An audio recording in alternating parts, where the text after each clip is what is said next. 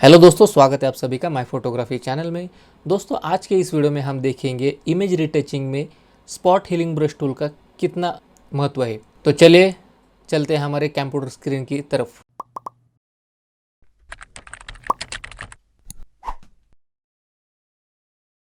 तो दोस्तों, यहाँ पे आप देख सकते हैं फोटोशॉप हमारा ओपन है। यहाँ पे हम एक इमेज लेंगे, कोई भी एक। यहाँ पे मैंने एक इमेज ओपन कर दी।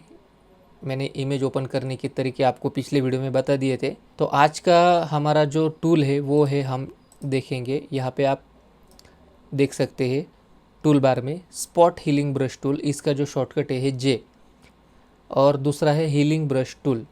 पहले हम देखेंगे स्पॉट हीलिंग ब्रश टूल।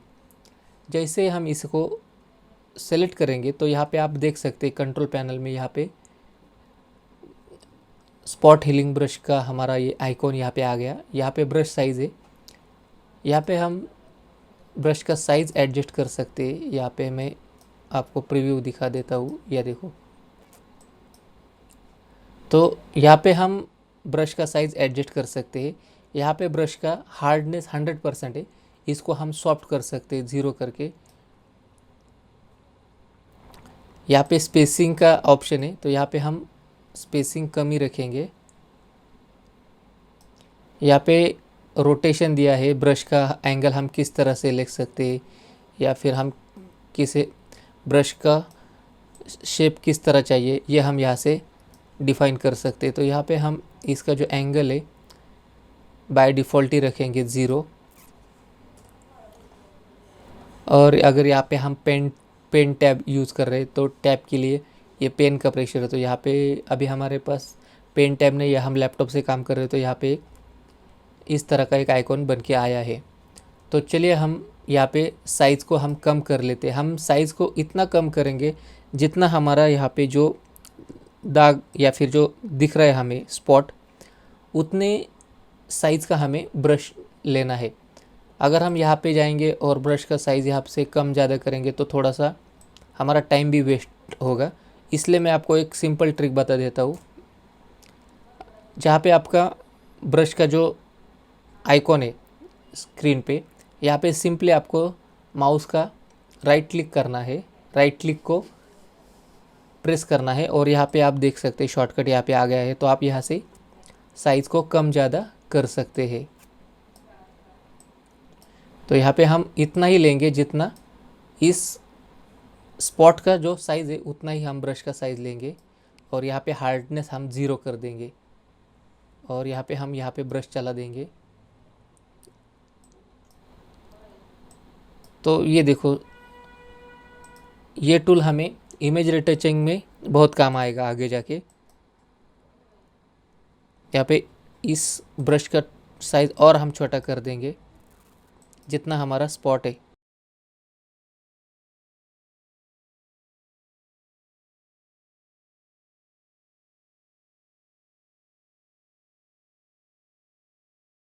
तो इस तरह से हम दोस्तों यहाँ पे स्पॉट हीलिंग ब्रश की सहायता से हम किसी भी इमेज में जितने भी स्पॉट है, जो भी दाग धब्बे है, हम आसानी से हटा सकते हैं।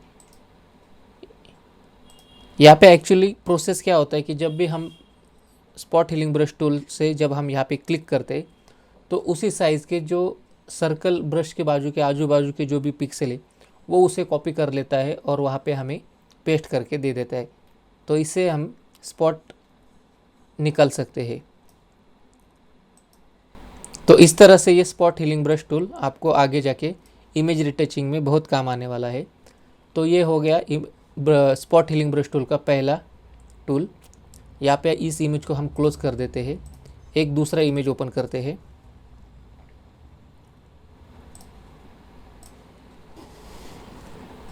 यहाँ पे मैंने एक दूसरा इमेज ओपन कर लिया है, इसको हम यहाँ पे इस विंडो में अटैच कर देते हैं, और स्क्रॉल व्हील से इसको इस इमेज को हम जूम कर लेते हैं। और यहाँ पे जो इमेज को हम जो मूव कर रहे वो कीबोर्ड से जो स्पेस बार है उससे हम इस इमेज को मूव कर रहे हैं।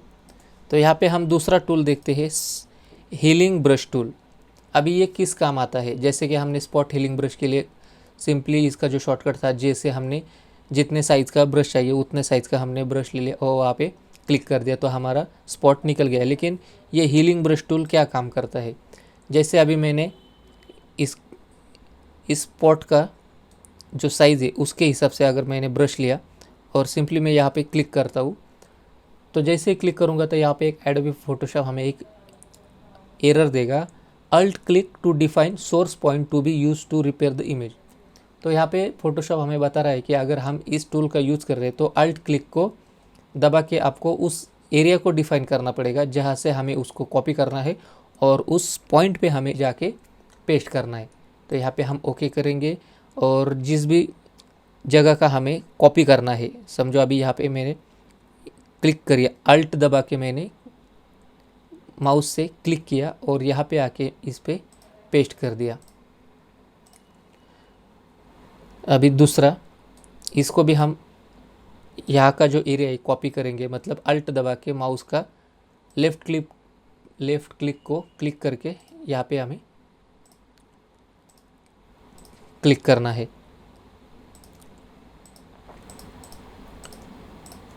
तो ये भी टूल बहुत ही इम्पोर्टेंट है इमेज रीटचिंग में, आप इसको भी प्रैक्टिस करो। लेकिन इस टूल में बार बार हमें अल्ट दबा के उस एरिया को कॉपी करके वहाँ पे यूज़ करना पड़ता है। तो ये टूल से अच्छा हमारा यहाँ पे जो टूल था स्पॉट हीलिंग ब्रश टूल, ये काफ़ी बेहतरीन है। तो अभी हम चलते हैं अपने आगे जो टूल है यहाँ पे टूल बार में, पैच टूल। तो ये पैच टूल एक्चुअली करता क्या है, तो इसके लिए हम एक दूसरा इमेज लेंगे। यहाँ पे मैंने एक इमेज ली है। अब हम देखेंगे कि पैच टूल आखिर काम क्या करता है। इस इमेज में आप देख सकते हैं बहुत सारी बोट्स, यहाँ पे आप देख सकते हैं। इस पैच टूल का हम कैसे यूज करेंगे, अगर हम इस बोट को बाजू बाजू से इसे सिलेक्शन दे देंगे और माउस का बटन छोड़ देंगे और जैसे हम इसके ऊपर क्लिक करेंगे सिलेक्शन के ऊपर तो हमारा आइकॉन चेंज हो गया। तो यहाँ से हम इसे उठा के सिंपली जहाँ पे हमें बोट नहीं चाहिए उस एरिया का हम सिलेक्शन यहाँ पे दे देंगे। तो जो हमने सेलेक्ट किया था वहाँ पे बोट गायब हो गई है। उसी तरह से अगर हमें इस एरिया का पैच करना है यहाँ से, तो इस तरह से हम इसे यूज़ कर सकते हैं। ये पैच टूल भी हमें बहुत से आगे यूज़ होने वाला है। तो इस तरह से ये पैच टूल वर्क करता है। अभी हम आगे चलते हैं, दूसरा content aware move tool. Content aware move tool क्या करता है कि सिंपली उस इमेज को, मतलब उस इमेज में जो भी पोर्शन है उस इमेज को सिंपली वो मूव करता है। जैसे कि अभी मैंने इस बोर्ड को यहाँ पे रख दिया, तो यहाँ पे जैसे मैं ओके करूँगा या फिर एंटर क्लिक करूँगा तो जिस स्थान पे वो बोर्ड थी उस स्थान से वो हट गई है और जहाँ पे हमने उसे प्लेस किया था वहाँ पे जाके वो प्लेस हो गई है। इस कंटेंट अवेयर मूव टूल के नाम से हम इसे जान सकते हैं कि ये क्या काम करता है कि एक जगह से हम इस ऑब्जेक्ट को उठा के दूसरी जगह पे हम मूव कर सकते हैं, इसलिए इसका नाम है कंटेंट अवेयर मूव टूल। तो ये मूव टूल क्या करता है, कंटेंट अवेयर जो आजू बाजू के जो भी पिक्सल है उसको ये जहाँ पे भी प्लेस करेगा वहाँ पे जो पिक्सल कॉपी करके वहाँ पे पेस्ट कर देता है। तो दोस्तों अभी हम आगे बढ़ते हैं, हमारा नेक्स्ट टूल है रेड आई टूल। पहले जब हम कैमरे से फ़ोटो लेते थे पुराने वाले कैमरे से, तब आँखों में एक लाल कलर का एक धब्बा या फिर एक स्पॉट हमें उस कैमरे से फ्लैश गिरने के बाद रेड कलर का एक स्पॉट आता था और वो स्पॉट हमेशा आई में आता था, आँखों में आता था। इसलिए यहाँ पे फ़ोटोशॉप ने बहुत पहले से जो भी पुराने वाले फ़ोटोशॉप है उस टाइम से ये ऑप्शन यहाँ पे दिया है। तो इसका ज़्यादातर यूज़ नहीं होता, लेकिन फिर भी मैं आपको यहाँ पे बता देता हूँ। जैसे हम इसको सेलेक्ट करेंगे और जो जहाँ पे भी आँखों में लाल कलर का स्पॉट है, जैसे हम सेलेक्ट करेंगे तो वो ब्लैक कलर को डार्क मोड में कर देगा। जो हमारी आँखों की पुतलियाँ रहती है उस कलर की वो कर देता है। तो इस तरह से ये वर्क करता है। तो दोस्तों ये था आज का वीडियो। ये वीडियो आपको कैसा लगा? अगर आपको अच्छा लगा तो लाइक करो, शेयर करो और सब्सक्राइब करो दोस्तों, क्योंकि बहुत से अच्छे अच्छे वीडियो हम आगे आने वाले हैं।